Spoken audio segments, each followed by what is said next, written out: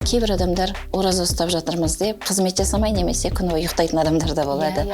Негізі ол денсаулыққа зиян. Организмде қандай өзгерістер болады? Адамдарда жаңа клетка пайда болады. Bir ай бойында 30%-ке ғана асқазандарын толтырып, 70% аш жүрсе, Қалай ішеміз суды мысалға? аз-аздан жұтып ішу керек. Жалпы рационда қандай тамақтар болған жөн? Алма, қияр, помидор. Ауыр тағамдарға келсек. Әркімнің өзінің алақаны асқазанның размерімен бірдей болады. Енді осының 1/3 бөлігін ғана жеген жағдайда асқазанға салмақ салмаймыз. Стресс кезінде не істеу керекпіз? Бізде көп адамдар оразаға дайындалмайды. Негізі рактың емі аштық. Мына майларды қалай қолданамыз? Расторопша майы бар. Бұл майды салатқа қосып жесеңіздер де болады. Одан кейінгі оздоровительный бальзам барлық ауруларды емдейді. Сок лопуханы да қосып қойдым. Бұл таза өнім. Өзіміздің лабораторияда осылай сығып дайындаймыз. Сок алоэ. Бұны барлығы да біледі. Стресс болады ғой организмге? Организмде стресс болады, өйткені денсаулықтарын тексермейді, дайын емес.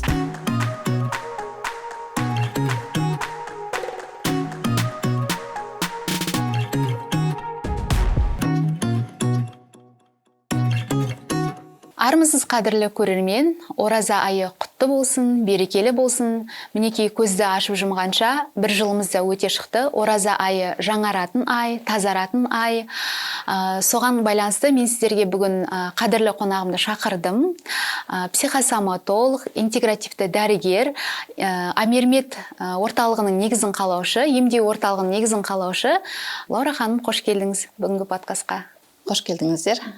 Өткен жолда сізбен подкаст жаздық, өте жақсы болды. Психосоматика жайында жаздық. Енді біз осы ораза айына қалай дайындаламыз, ораза айында қалай тамақтанамыз, сол бойынша сөйлессек. Жалпы интегративті медицина дегеніміз не? Содан бастасақ. Ораза айы құтты болсын сіздерге де. Осы ораза айы көпшілік мұсылмандарға, өзіміздің халқымызға өте пайдалы ай, және ол айды біз максимально прямо өте пайдалы өткізу үшін мен сіздерге қазір 30 күндік марафонды да дайындап қойған болатынмын. Және біздің Амермет интегративтік орталығында табиғи түрде ем жүргізуге де дайынбыз. Ол жерде енді ораза айы да көп адамдар ем алуға болмайды деп айтып жатады, бірақ бізде қан алмай ем жүргізе беруге болады. Энергияларын көтеруге, денсаулықтарын жақсартуға, және осы 30 күннің ішінде жай ғана ораза ұстап қоймай, өздерінің денсаулықтарын да, ой саналарын да толық тазалап шығуларына болады. Және ораза айының ең кереметтігі көп адамдарға жігер қуаттандыратын ай ғой. Тек қана жаңағы тамақтан ғана бас тарту емес, ол жерде біз ағзамыз жаңарады, жаңа күйге дайындаламыз. Жалпы оразаның пайдасы жайында айта кетесіз. Енді өзіңіз дәрігерсіз, медициналық біліміңіз бар. Негізі бұл ораза айынан басқа уақытта да шыға беруге болады. Енді ораза айы қасиетті ай болғандықтан жақсылап денсаулықтарыңыз үшін пайдалансаңыздар болады. Бұл жерде денсаулықтарыңызды толығымен қалпына келтіріп алуға болады. Өйткені бұл жерде су ішуден бастап тамақ ішудің де өзінің ережелері бар ораза айында, және ұйқының да ережесі бар. Кейбір адамдар ораза ұстап жатырмыз деп қызмет жасамай немесе күні бойы ұйықтайтын адамдар да болады. Негізі ол денсаулыққа зиян. Ұйқы өзінің табиғи заң бойынша түнгі уақытта болу керекті. Күндізгі уақыттарын өздерінің бір-біріне пайдаларын тигізе отырып, және оразаларын ұстай отырып, максимально денсаулықтарына пайдасын келтіре отырып ұстағандар дұрыс болады деп ойлаймын. Именно сол оразаның денсаулыққа пайдасы жайында айта кетсек, мысалға организмде қандай өзгерістер болады? Мысалға көп адамдар енді бір жыл 12 ай мысалға тамақтанамыз, 11 ай бойы, бір айда біз сәресін ішеміз, кешкі ауызашарымыз болады. 2 рет қана тамақтанамыз. Енді осы аралықта организм аш тұрған кезде организмде қандай өзгерістер болады? Негізі осы ораза айының ең бір рахаты организмде үлкен перезагрузка болады. Өйткені тазалық ай дегеніміз, біз сананы ғана тазалап қоймаймыз, ішкі ағзаны да тазалаймыз. Бұл кезде енді түнгі ауызашардан кейінгі көп адамдар тойып тамақ ішіп алады. Ашыққаннан кейін 30 күн бойы ашыққандар дұрыс болады деп ойлаймын. Өйткені бұл жердегі адамға берер пайдасы оразаның организмді тазалап толығымен перезагрузка жасау ғой 30 күнде. 30 күн дегеніміз өзі 1 айлық цикл ғой. Адамның өміріндегі де цикл. Сондықтан осы цикл кезінде адамдарда жаңа клетка пайда болады, жаңа денсаулықтың өзінің бәрі жаңара бастайды да. Осы жаңаруды толығымен максимально дұрыс қолдану үшін ауыз ашқан кезде өзінің техникасы бойынша суды ішсе, және су ішкеннен кейін 10-15 минут демалып барып тамақ ішкісе, және тамақты да тойып алу мәселесі емес, немесе қатты майлы тамақ, немесе өте тәтті тамақтарды жеу емес. Бұл жерде негізінде 1 ай бойында 30%-ке ғана асқазандарын толтырып, 70% аш жүрсе, 30 күннің пайдасы сол осы 30% тоқ жүрудің өзінде деп ойлаймын. Су ішу техникасы деп айтып қалдыңыз. Жалпы қалай ішеміз суды, мысалға? Енді шөлдейді күні бойы жүрген адамдар, сосын енді ауызашар уақытында дұға тілеп, енді секундтарды санап отырады ғой, енді бір жұтым жаңағы судың қадірін білгісі келіп, енді организм талап етіп тұрады. Суды дұрыс ішудің техникасы қандай? Оразаның ең бір жақсы қасиеті суды қасиетін білдіретін ай ғой. Суды жаңа дұғаңызды оқып, тілеуіңізді тілеп, суға дем салып деп айтамыз ғой енді қазақта. Тура сол айынан содан кейін отырып, аз-аз глотокпен, аз-аздан жұтып ішу керек. Бірақ ішіп алмау керек. Дәмін біле отырып, тіл арқылы сезіне отырып ішкен судың қасиеті организмға өте пайдалы болады. Және осы суды бірінің артынан бірін тез-тез емес, арасын 15 минутқа дейін созып отырып, асықпай ішкенде ғана бүкіл организмді ылғалдандырады. Тілдер арқылы. Жалпы аз-аздан ішіп, бірінші организмді ылғалдандырамыз. Содан кейін жаңағы намаз оқитын кісілер болса барып, намаздарын оқып келуге болады. Намаздарын оқып келіп, кішкене жүріп келсе. Жүріп келу керек, кішкене жаңағы арасында пауза алып дейді ғой. Сосын әрмен қарай тамақтанамыз. Енді біздің ауызашар уақытында енді қарнымыз ашады, тамақ ішкіміз келеді. Жалпы рационда қандай-қандай тамақтар болған? Негізі жаңағындай судың дәмін ала отырып ішкен кезде адамның қарны ашпайды. Өйткені су толығымен ылғалдандырып, тоқшылық береді. Ары қарай да тамақ ішкен кезде де көбіне жеміс жидектермен, содан кейін организмға керекті белоктармен тамақ ішсе, организм өзінің керекті углеводын, белогын, витаминдерін, минералдарын алған кезде адам аш жүрмейді, және ағзаны тазалауға және иммунитеттерін көтеруге, организмді полностью перезагрузка жасауына жақсы көмектеседі. Және осы 30 күн бойы сақтап шыққан адамда лимфалары да тазаланып, асқазан ішек жолдары тазаланып, бауырдың, бүйректің жұмысы жақсара түседі. Пайдасы осы да. Жеміс жидектер жеу керек көбінесе, сосын жаңағы салат деп айтып жатыр. Салаттар жеу керек, жеміс жидектерді көбірек қолдану керек. Және күні бойы шөлдетпейтін, организмді ылғалдандырып тұратын жеміс жидектер жеген дұрыс болады. Ол қандай жеміс жидектер? Енді олар салат жасап жеген кезде де салаттың өзіне майонезбен емес, емдік майлармен майлағандар дұрыс болады. Және ылғалдандырып тұратын жеміс жидектер енді бізде өте көп Қазақстанда. Ең бірінші қияр дейміз, одан кейін өте көп жемістердің ішіндегі ылғалдандырып тұратын алманы жеуге болады, киви жеуге болады. Ал белок керек болатын болса, белковый тоже жеміс жидектер өте көп. Алма, қияр. Енді қазіргі кездегі жеміс жидектердің түрі өте көп қой. Алма, қияр, помидор, одан басқа да капуста, морков, сельдерейді көбірек қолданған дұрыс болады. Одан кейін бидай өнімін, сұлы өнімдерін үйде өсіріп, оны проросший қылып, оның сүтін сығып ішсе де болады. Оның құрамы витаминдер мен минералдарға өте бай, және барлық ферменттерге бай олар. Ауызашар кезінде, Лаура ханым, өзіңіз білесіз, енді қазақпыз ғой, той тойлаймыз мысалға, ауызашарға бір-біріміз шақырамыз, дастарханда енді майлы тағамдар толып тұрады ол кезде. Қызығасың, жегің келеді. Енді ондай кезде майлы тағамдарды қалай пайдаланған дұрыс? Ауыр тағамдарға келсек. Ауыр тағамдарға келген кезде жаңағы ауыз ашқаннан кейін бір сағаттан кейін барып жесе де болады. Оның өзінде де жаңа айттым ғой, асқазанды 30%-қа ғана толтыру керек те, қатты тойып алуға болмайды. Және дәмін татап отырып жеген тамақтың пайдасы өте көп. Енді ол кезде әркімнің өзінің мына алақаны асқазанның размерімен бірдей болады.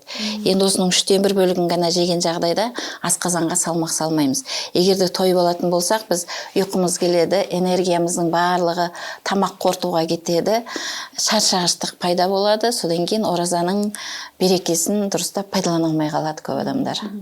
Ет тамақтары мысалы ауыр қорытылатын болып тұр ғой, Ауыр қорытылатын тамақтар енді ет тамақтары, содан кейін енді бізде қазақтың көп тамақтары ауыр қорытылады ғой негізі. Сондықтан оны жаңағыдай 1/3 бөлігінен жеп, және жақсылап тұрып шайнап, ас қорытуына көмектесу керек, асқазанның жұмысын жеңілдетуге көмектесу керек. Өйткені күні бойы бос тұрған асқазанға қатты салмақ салуға да болмайды. Бауырсақ мысалға, Бауырсақ, шелпек дегендердің барлығы майға қуырылғандықтан, самсаның барлығы, оларды енді қазіргі кезде диетологтардың айтуында да, нутрициологтар да айтып жатыр ғой, қазір барлығы айтып жатқан бойынша қуырып емес, духовкада пісіріп жегенде дұрыс болады деп ойлаймын. Өйткені қазір енді дрожжсыз пісіру деген енді рецепттер өте көп енді, мен енді ол жағын айтпай ақ қояйын, ол жақ тамақ дайындайтын адам емеспін. Ал ол тамақтардың барлығын жеген кезде де аздап қана дәмін татып қана жесе болады. Тойып жеуге болмайды. Өйткені оның да зияны бар, ал тоймай жесе пайдасы да бар. Кейбір адамдарда ораза кезінде стресс пайда болады, организмі дайым емес болып келіп, бірден ораза ұстап кетеді ғой. Стресске, жаңағы ашуға, әртүрлі сезімдерге пайда болмас үшін, яғни сол сезімдер біздің денемізге көтеріліп кетпес үшін, адам өзінің организмін әуелі қалай дайындау керек? Стресс кезінде не істеу керек біз? Негізі бізде көп адамдар оразаға дайындалмайды. Ертең ораза екен ғой дейді, ұстай салады.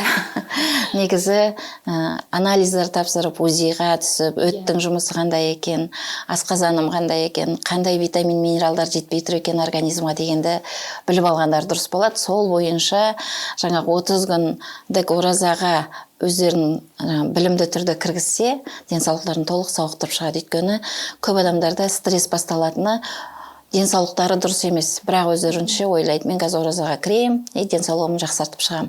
Сөйтеді де көп нәрсені өздері білдіріп алады. Сондықтан денсаулықты ең бірінші анализдарын, УЗИ-ларын өтіп, содан кейін барып, оразаны да диетамен дұрыстап ұстағандар дұрыс болады.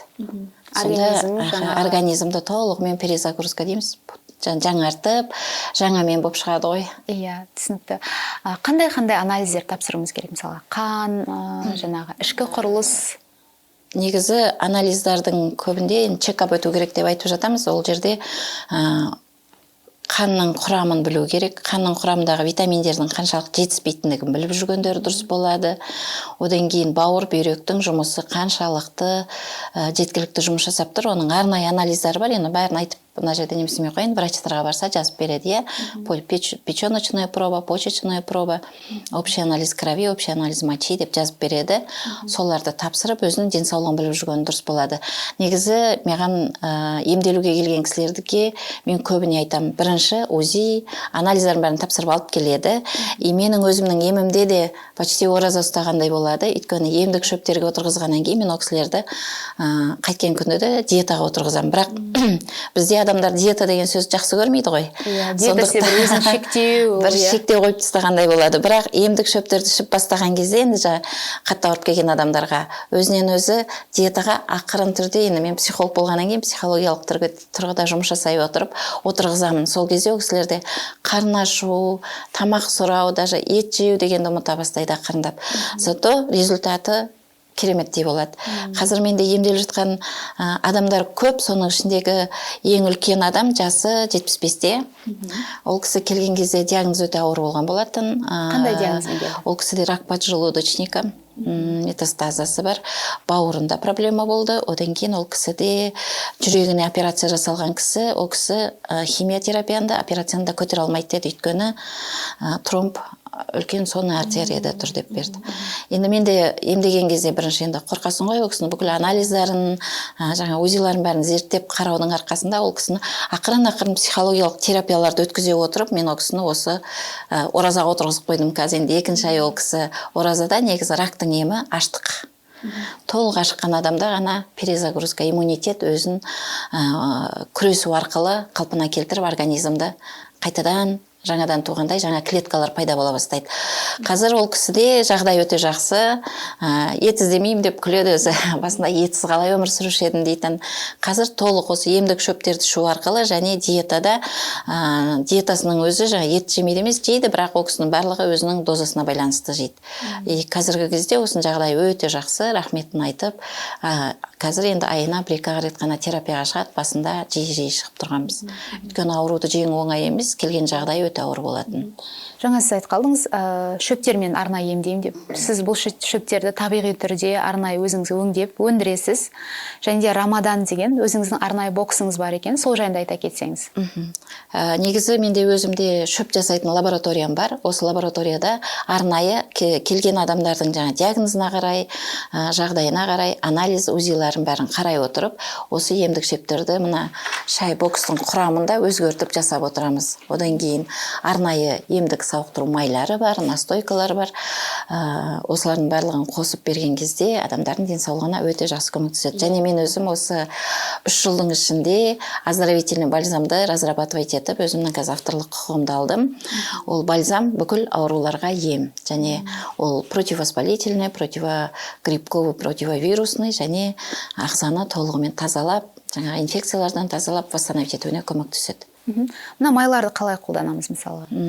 Бұл майларды да, бұл шөптердің де өзінің пайдалану әдісі бар. Табиғи заң бойынша қолданамыз. Қазір ораза кезінде жаңа суды ішіп, ораза жаңа аузын ашқаннан кейін ең бірінші майдан бастайды. Бұл майды жаңағы салатқа қосып жесе де болады, немесе кішкентай қасықпен 1 қасықтан ішсе де болады. Өйткені тіл арқылы медицинада бар жерде жаңағы доказательствосы бар, дәлелденген 99% сіңетінін білеміз. Сондықтан бұның барлығын осылай майды тілдің астында ұстау арқылы ішеді, ал бальзамды 50 грамм суға кішкентай қасықпен 1 қасық қосып араластырып отырып ішеді, ал шөпті қайнатпайды, тұнба қып жасап ішеді. Бұның барлығын алған адамдарға түсіндіріп айтып беріп отырамыз, және өзінде де инструкциясында бәрі жазылған. Бәрі жазылған, бұл жаңағы организм күш алуына, оразада әлсіреп қалмауына, организм дұрыс жаңағы восстановление дейді ғой, дұрыс қалыптасуына әсер ететін бұл енді 30 күн ораза ұстаған адамдарға 30 күннің ішінде қандай да бір аурулары жоқ емес, бір адамда бар. Осы ауруларынан толық айығып кетуіне 30 күнді босқа ұстамай, денсаулықтарын толығымен қалпына келтіріп алуға көмектеседі. Және тоқшылық беріп тұрады. Шайдың орнына арнайы жиынтық ішсе болады. Одан кейін жаңағы емдік сауықтыру дәрілерін аузын ашқаннан кейін 15 минут демаламыз дедік қой, 15 минуттан кейін іше берсе болады. Одан ары қарай бұл тамақтың қорытуына көмектеседі, өтті сұйылтуға көмектеседі, бауырды емдейді және асқазан ішек жолдарының жұмысын әбден тазалап жақсартады. Рамазан айына мен осылай арнайы емдік шөптермен шай дайындап қойған болатынмын. Оның ішіне кіретін витаминный чай бұл адамдардың ағзасын әлсіреп қалудан және шөлдеуден сақтайды, және витамин минералдарын толықтырып тұрады. Энергия беріп, шаршағыштықтан сақтап, ұйқысын қандырып тұрады. Екінші желчегонный. Көп адамдарда қазір өті толған. Өті толған адамдардың өтін сұйылтып, және өттің жұмысын жақсартуға көмектеседі. Одан кейінгі адамдарда желудочный чай. Желудочный чай асқазан ішек жолдарындағы проблемасы бар адамдарға арналған. Гастрит, язвенный гастрит, немесе тамақ қорытуға қиналып жүрген адамдарға тамақ қорытуына көмектеседі. 30 күнде тамақ қалай қорытамын, немесе асқазанды қалай емдеймін деп қиналып жүрген адамдарға өте пайдасы көп. Бұл бокстың ішінде арнайы расторопша майы бар. Бұл майды салатқа қосып жесеңіздер де болады, және кішкентай қасықпен 1 қасықтан тілдің астында ұстап ішсеңіздер де болады. Одан кейінгі оздоровительный бальзам. Бұл бальзам құрамы өте мықты, барлық ауруларды емдейді және денсаулықты қалпына келтіруге көмектеседі. Ораза айында барлық ауруларыңыздан айығып сауығып алыңыздар. Сок лопуханы да қосып қойдым. Бұл таза, таза өнім өзіміздің лабораторияда осылай сығып дайындаймыз. Бұл 1001 ауруға ем деп айтылады. Асқазан шек жолдары, бүйрек, бауыр ауыратын адамдарға, буын ауыратын адамдарға пайдасы өте көп. Сок алоэ, бұны барлығы да біледі. 5 жылдық алоэның жапырағынан сығылған сок, бұл асқазандағы жара және өттің қоюлануы бауыр ауруларына өте пайдалы, және бұл табиғи антибиотик. Қазір бізде кішкене ғана интеграция. Мен сіздерге айта кетейін деп едім. Біздің бағдарламамыз әрмен қарай жалғасады. Құрметті эксперт немесе кәсіпкер, сіз өзіңіздің эксперттілігіңіз немесе кәсібіңіз жайында айтып сұхбат бергіңіз келсе, мен қазір төменге номер қоямын. Сол номерге хабарлассаңыз болады. Сізге де осындай арнайы эксперттілігіңіз және кәсібіңіз жайында біз подкаст дайындап бере аламыз. Лаура ханым, жаңа стресс туралы сұрақ қойдым сізге. Стресспен қалай күресе болады, мысалға? Жаңағы ауыз бекітуді бастап, оразаға кіріп, кейін жаңағы оразаны тастап кетіп жататын адамдар да болады, мысалға. Стресс болады ғой организмде? Организмде стресс болады, өйткені жаңа мен басын айтып кеттім, өйткені денсаулықтарын тексермейді, дайын емес. Ол стресс организмде болады. Дене дайын болмағаннан кейін адамның санасы да стресске түсіп кетеді. Ол қалай? Көп адамдар уақытында, бұрыннан уақытында тамақ ішпейтін адамдар бар. Содан кейін фастфуд, полуфабрикат жеп, немесе особенно жастар дайын тамақ жеп жүре береді. Организм ораза күні, бірінші күні ауызға тамақ бармағаннан кейін асқазанда уже стресс басталады. Қортатын түгі жоқ. Сондықтан дайындық обязательно керек, дайындалу керек. Даже оразаның бірінші, екінші күндерінде де ақырындап дайындалып барып толық кіріп кетсе де болады. Енді ондай стресс болмас үшін, енді менде арнайы осылай емдік шөптер шай жасап беремін. Бұл шайды ауыз ашқаннан кейін және сәресінде ішсе, күні бойы стресс болмайды. Асқазанның жұмысын жақсартады, шектің жұмысын жақсартады және шек жолдарын әбден тазалайды. Сонда стресс болмайды. Стрессқа келетін көбіне шек жолдары ғой. Лаура ханым, қандай адамдарға ораза ұстауға болмайды? Мысалға, денсаулығында қандай да бір кінәраты бар адамдар бар ғой? Және де ондай адамдарға парыз емес делінген. Енді мен мұсылман жолында қатты жұмыс жасамаймын, негізінде психологпын ғой, бірақ енді 13 жасқа дейінгі балаларға ұстап керек емес, өйткені олар мектеп жасында, денсаулық жасындағы денсаулық бойынша ауруына қарай, жаңа өзінің көп адамдар біледі, денсаулығын, асқазаны қатты ауыратын адамдар гастрит, атрофический гастрит, язва деп жатамыз, оларға болмайды. Екінші, бүйрегі қатты ауыратын адамдар, диагнозы өте ауыр адамдарға болмайды. Бірақ сөйте тұра маған келген адамдарды емдеген кезде мен перезагрузка жасап, олар кісілерді бірінші айда осылай емдік шөптермен ағзаларын тазалай отырып, екінші, үшінші айда ораза ұстағанмен тең ғой, аштық программасына кіреді. Дайындалып барып кірулері керек. Дайындықсыз адамды бірден кіргізіп жіберуге болмайды, стресс болады. Екінші, ауруын асқындырып алады. Өйткені миы дайын болмаса, санасымен дайын болмаса, ол өте ауыр. Артық салмақтан арылуға көмектесе ме ораза айы? Негізі артық салмақтың өзінің психологиялық тұрғыда сұрақтары өте көп болады. Енді ораза көмектесе қалады деп айтпаймыз. Оразада ең жақсы саналарын тазалайды, денсаулықтарын, ішкі құрылыстарын тазалайды. Ал енді артық салмақтан арылу үшін арнайы психологиялық терапиядан өтіп, программаларынан өту керек, сонда ғана результатқа жетеді. Өйткені көп адамдардың артық салмағы өмірдегі болып жатқан қиыншылығына байланысты, өйткені ол өзін қорғау мәселесінде болуы мүмкін. Екінші, артық салмақтың енді түрлері көп қой. Екінші, ол ер адамның жұмысын жасайтын шығар. Артық салмақ оған пайдасы бар шығар. Сондықтан сондай жақтарын алып қарау керек. Диагностикадан өткізіп барып, диагностика кезінде жаңа түп санадағы диагностикамен өткізіп барып, содан кейін барып арықтау программасына кіргіземіз. Дайын болмаған жағдайда арықтау программасына кірудің қажеті жоқ. Ораза айына көп дайындық керек, мысалға организмді дайындау керек, санамызды дайындау керек. Бұл енді тек алдымен біз енді Алланың разылығы деп бірінші ұстаймыз, сосын әрмен қарай енді бұның бізге беретін пайдалары өте көп қой. Мысалға санамыз қалай тазаланады бұлайда? Санамызды қалай тазалаймыз енді? рухани тұрғыда қалай тазаланамыз? Ораза айының ең бір жақсысы адамдардың санасымен жаңа рухани түрде жақсы өзгерістер әкеледі ғой. Өйткені жаман ойлауға рұқсат бермейді. 30 күн бойында жақсы ойлап жүру керек, негативті ойлардан арылады. Одан кейін өздерінің санасын жақсылыққа қарай 30 күн бойы бұра бастайды. Жақсы ойлау арқылы санасын тазалайды. Ал тамақты тыю арқылы организмдарын тазалайды. Ал рухани намаз оқу арқылы, Алладан сұрау арқылы рухтарын тазалайды деп айтамыз. Сол сияқты бұл ораза айының пайдасы өте көп. Жан жақты болады ғой адам. Осы 30 күнді прямо білімді өткізген адамға бұның пайдасы өте үлкен, және бұны 30 күн ғана ұстап емес, ары қарай да 11 ай бойы ұстап кете беретін адамдар болады. Өйткені ай сайын айына 4 рет ашығудың өзі организмға пайдасы көп. Особенно мимен жұмыс істейтін бизнесмен адамдарға пайдасы көп. Қандай пайдасы бар мысалға осы бағдарламаны көріп отырған бизнесмендерге айта кетсек? Өйткені мидың жұмысын жеңіл жұмыс жасауы ол асқазан шекке байланысты. Ауыр тамақтар ішкен кезде, асқазан оны қорытуға кіріскен кезде біздің барлық ойымыздың барлығы ішкі құрылысқа түсіп кетеді. Өйткені асқазанымызда ауырлық пайда болады, жел пайда болады, немесе қыжылдау пайда болады, ауыртпашылық пайда болған кезде біз басқа нәрсені ойлауға емес, асқазанды емдеуге ойланып кетеміз. Немесе денсаулығымыздағы қандай да бір ауруларымызды ойлап кетеміз. Ол бизнес туралы ойлауға, немесе өміріміздің басқа бір жақсы жағын ойлауға шамамыз жетпей қалады. Өйткені ең бірінші денсаулық керек болады.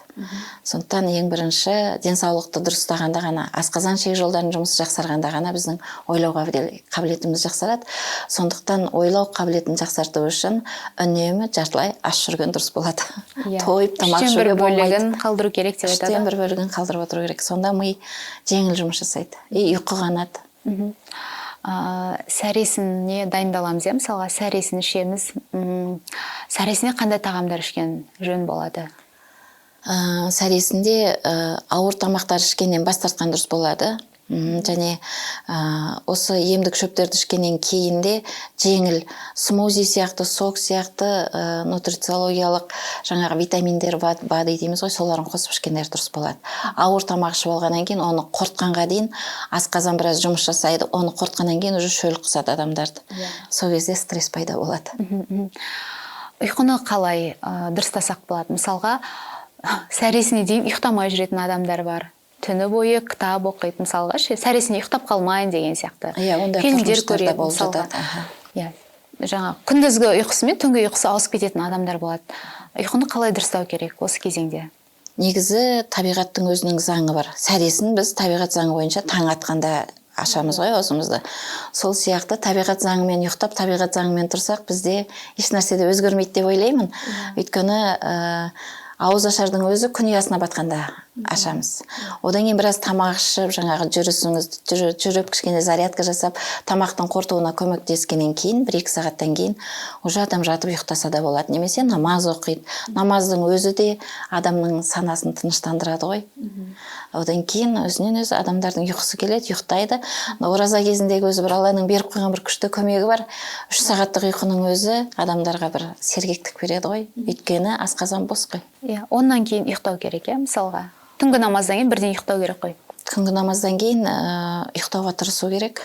Мысалға, кейбір адамдар болады, мысалы, түнімен ұйықтамайды. Ондай кезде организмге зияны қандай?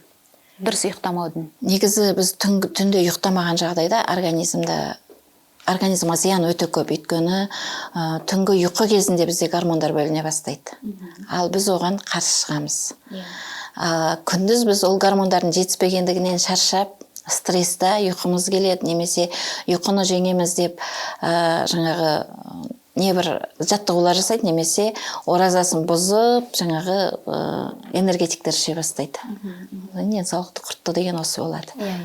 Мелатонин, мысалы, түнде бөлінетін гормондардың енді мелатонин гормоны дейміз, гормон счастья, немесе негізі кожа, терілердің де гормондары, бауыр бүйректің де гормондары, барлық гормондар түнде біз ұйықтап дем алған кезде ол бөлінеді. Өйткені бізге ұйқыны не үшін берді? Ертеңгі күндізгі уақытта біз күні бойы энергиямыз жоғары және пайдалы өмір сүру үшін беріледі күндізгі уақыт. Енді мен қазір медицина тілінде барлық гормондарды айтып, олай адамдардың басын қақтырмай қойын деп тұрмын. Өйткені оны енді жеке ем қабылдаған кезде толығымен түсіндіріп айтып беретін боламыз. Былайынан енді қазір саналы түрде ақылмен ораза ұстау ғой, адамдарға негізгі айтатынымыз саналы түрде өздерін дұрыс ұстау оразаны. Және ол осы 30 күнді ұйықтаумен емес, өмірлерін босқа өткізіп алумен емес, ең бір өздеріне, өмірлеріне пайдалы, бала шағасына пайдалы, қоғамға пайдалы қылып өткізу. Рухани түрде, жаңа сіз айтып қалдыңыз, көбінесе асқазан, ішек жолдары ауыратын адамдар, бауыр бүйрегі ауыратын адамдарға мысалға ораза ұстауға болмайды деп. Енді сіз психосоматолог маман ретінде айта кетсеңіз, мысалға бүйрегі ауырып жүрген, бауыры ауырып жүрген адамдар қалай сезіне бастайды? Мысалға дәрігерге бармас бұрын қалай сезіп біледі? Оның алғашқы белгілері қандай? Алғашқы белгілері ең бірінші ол адамдарда шаршағыштық пайда болады, бел ауруы пайда болады, өзі сезіледі, қай орган қалай ауырып тұрғанын. Любой адам сезе алады ол ауруын. Және осы ауру арқылы өздері де дәрігерге қаралады. Менің осы жерім ауырып тұр, бірақ қалай ары қарай тапсам екен деген сияқты. Ал енді психосоматологияда біз ол кісілердің түп санасымен жұмыс жасай отырып, ол аурудың негізгі себеп салдарын табамыз да, өйткені ол қандай да бір реніштен немесе өзіне риза болмағандықтан пайда болған аурулар ғой. Осыны трансформация жасап, терапиядан өткеннен кейін ары қарай ораза ұстай берсе болады. Неге? Өйткені өзінің қабылдау және өзін кешіру терапиясынан кейін денсаулықтары қалпына келе бастайды. Бұл жерде дәрігердің көмегі қатты керек бола бермейді, өйткені бұл ауруды өздері ғой сұрап алып тұрған. Өздері сауығып кете алады. Ал асқазан, ішек ауру жұмдар? Асқазан ауруы қатты уайымнан болады, қатты қорыққаннан болады, стресс. Асқазанды да ең бірінші осы психологиялық терапиядан өтіп, одан кейін тамағын реттеген адамдар сауығып кетеді. Енді қазіргі таңда менде емделіп жатқан адамдар өте көп. Бәрінен де таңғаларлығымыз жаңа психологиялық терапиядан кейін, бірінші терапиядан кейін ол кісілердің денсаулықтарында өзгеріс пайда болады. Түсінікті. Ораза кезінде әртүрлі ситуациялар болуы мүмкін, жағдайлар болуы мүмкін. Сондай кезде өзіміздің психоэмоционалды сауаттылығымызды қалай арттыру керекпіз? Қалай өзімізді дұрыс психоэмоционалды түрде дұрыс ұстасақ болады? Негізі осы ораза айында көп сабырлық сақтау керек, өзіңді рухани түрде тәрбиелі ұстау керек деп айтып жатамыз ғой.